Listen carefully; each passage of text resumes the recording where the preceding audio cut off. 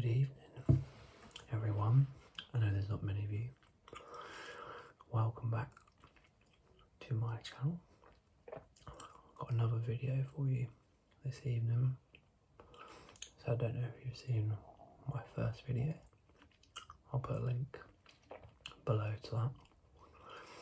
I did a review of my old PlayStation 1 games, which brought back a lot of nostalgia.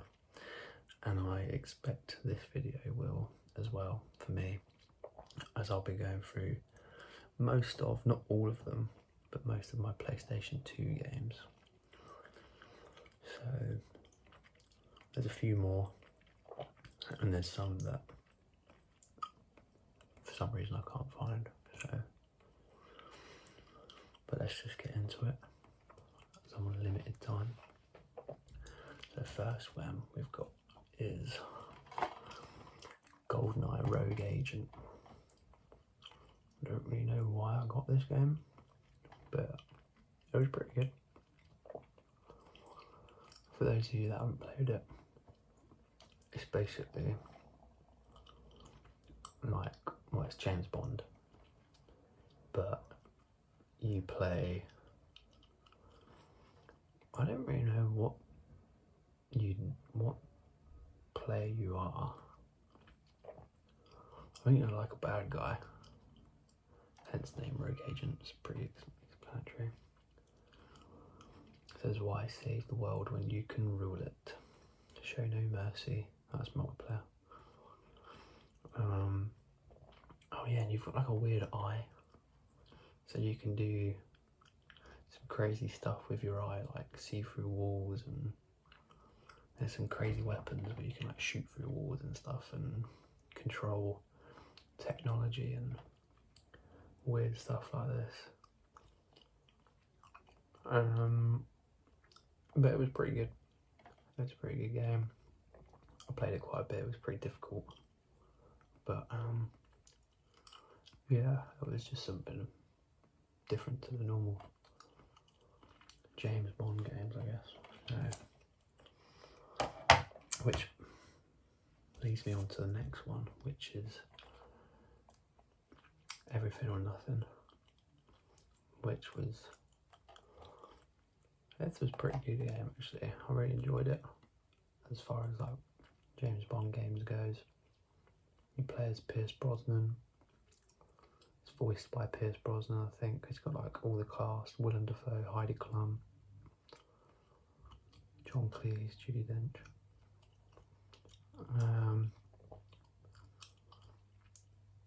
I don't have it here, but I did have it, which was Nightfire, which is like the greatest James Bond game. It was pretty good back in the day.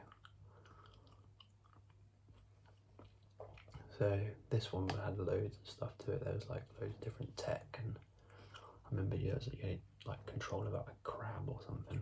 It was pretty cool. Spider, might be a spider, but it was pretty good. A lot of just sort of shoot 'em ups, and then I mentioned in my first video of my PlayStation 1 I had FIFA 2003, and then this is the only other FIFA I've ever had, FIFA 07. And my sister's ex-boyfriend gave this to me, and the disc was scratched to fuck. So when it did work, it was pretty good, but it would just like not load sometimes. So I just got annoyed with it. I remember just sort of like turning up the settings ridiculous, so I just like score from the halfway line, so I didn't really take it very seriously. So didn't really play it too much, and haven't played a FIFA, or haven't bought a FIFA since this one. So continuing on from the PlayStation 1 theme as well, Harry Potter and the Prisoner of Azkaban. First one I had for PlayStation 2. It was a little bit better than the PlayStation 1 games, obviously. Again, I enjoyed that sort of free roam aspect to it. There was loads of different stuff to do.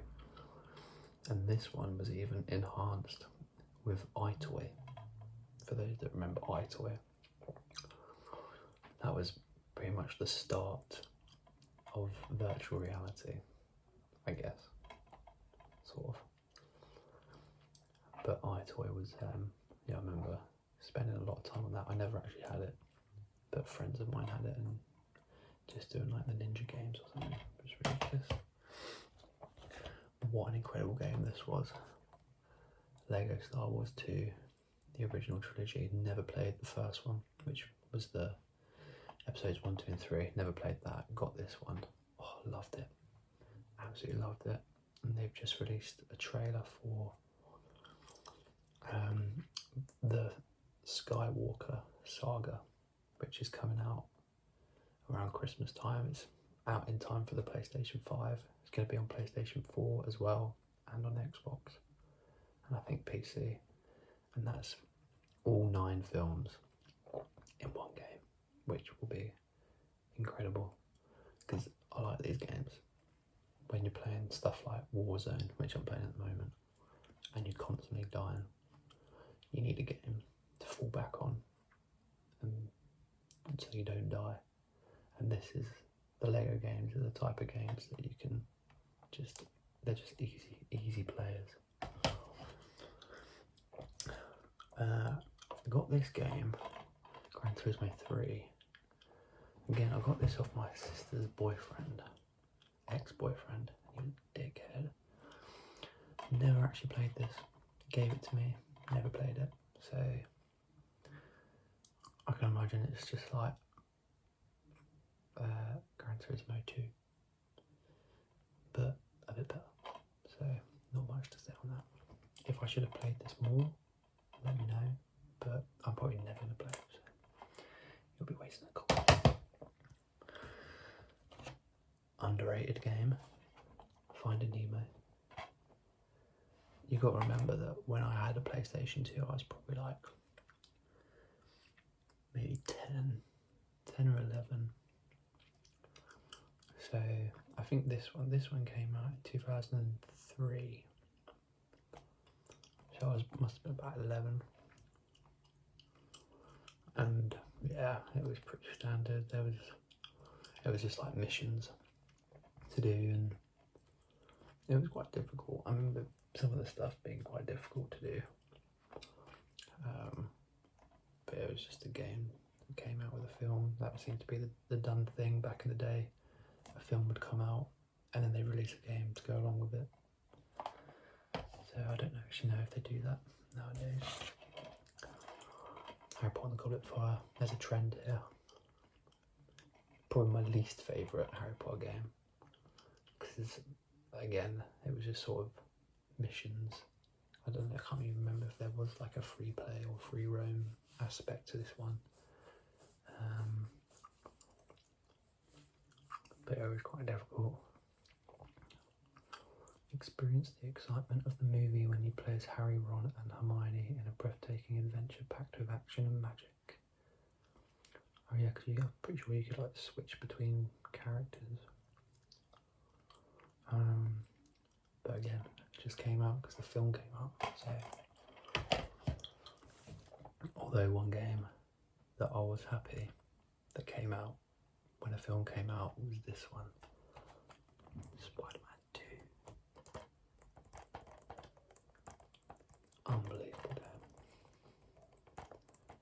Looking back at it now, very outdated, but what a game.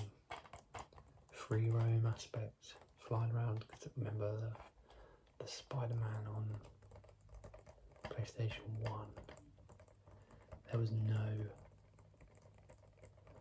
sort of, well, there wasn't even a floor. There was just the buildings, and you had to get across the buildings, and if you fell, you just fell into cloud and died. So this one was the first game, I guess, where you could go around New York City, do little side missions, collect stuff, loads of different villains to fight. I remember fighting against, well, obviously Dr. Octopus, but like Rhino's in this, I think, Shocker's in this, Mysterio's in this. Who else is there? Can't remember now. There's a few more. Does the Green Goblin? Don't think he does appear in this. Obviously, Spider-Man 1. But again, pretty difficult. 12 plus. So, and I was 12, 13, I think, when I got this game. Still a banger though. Still a banger.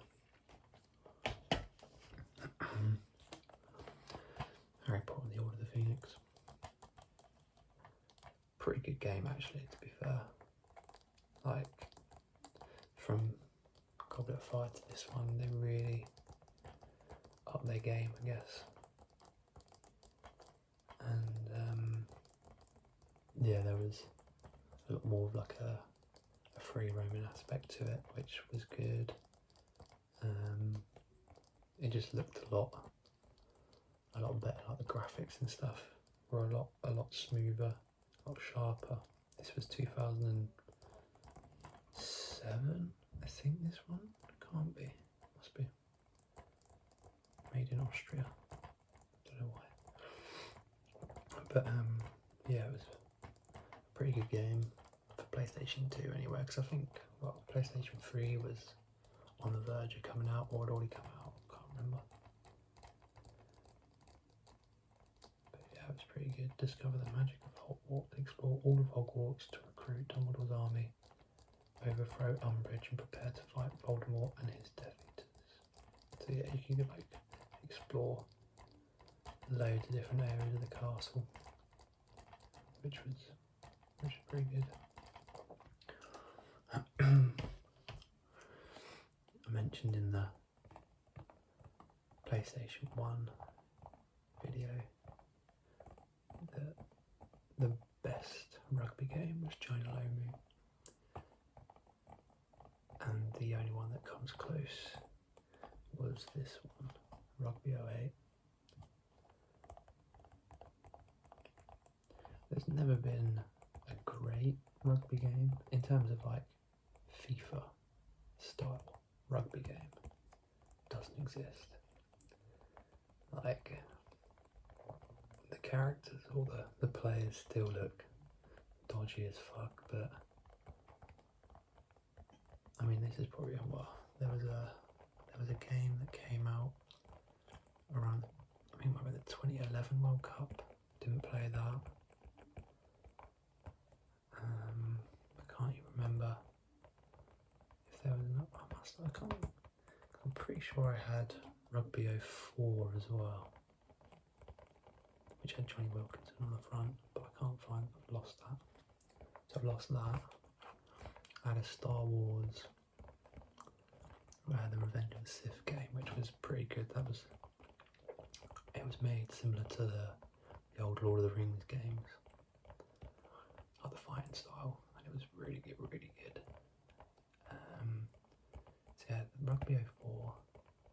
Had another rugby, it was like Rugby Challenge, might have been 2006. Had that. Nightfire. And I don't even know where they've gone. I haven't thrown them out, I didn't sell them, so God knows where they are. I'll probably find them one day and have to do another video, but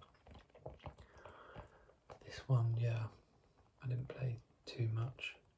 Again, it was from my sister's boyfriend, ex-boyfriend. So when I realised he was a twat, I decided not to play it.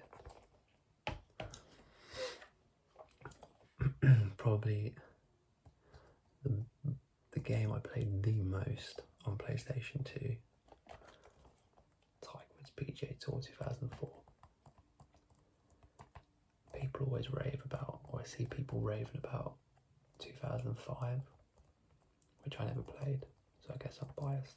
But for me, this game was unbelievable. Once you became pretty good, which I did because I played it that much, and all your attributes were like 110%, you were like unstoppable. So I remember I probably had like over 20 hole-in-ones or albatrosses, like eagles galore, like always finishing tournaments like 60 under par or something ridiculous, just because my player was unbelievable, like just not made no mistakes basically. So it wasn't very realistic, of course, but and again they had some sort of arcade games like longest drive and hitting targets and like time challenges and stuff like that. So there was a lot to do in this game, and you could play like the actual tournaments that happen at the moment, and there was like people to beat around the world, and like you had to like be the best in the world and stuff like this. So, but yeah, very good game. And I don't think I played anything else. I remember I had a golf game on the Wii, which was pretty rubbish. And I didn't play another golf game until the Rory McIlroy one of 2017, I think. But they just seemed to make it more difficult. It was, I guess I was still living in the past and wishing it was this, but yeah, this is the game. Any golf game, this is the one for me. So.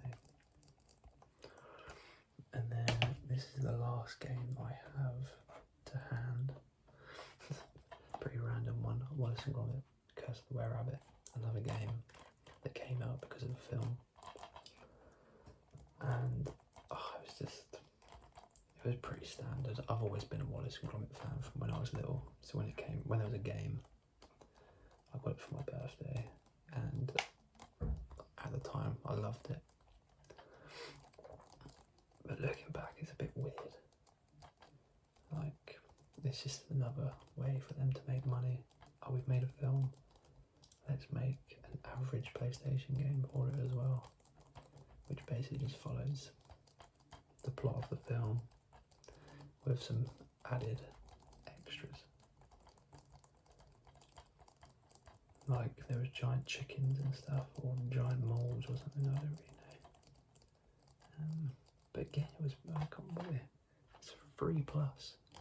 But I remember getting stuck quite regularly, so it can't have been that easy.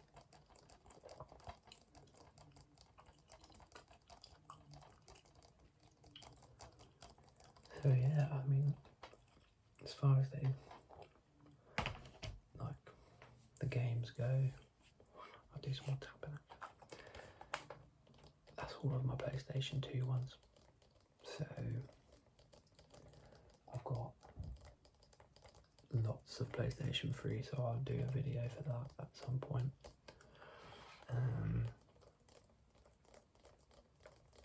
Go into some more detail if I can, maybe, who knows, I don't know.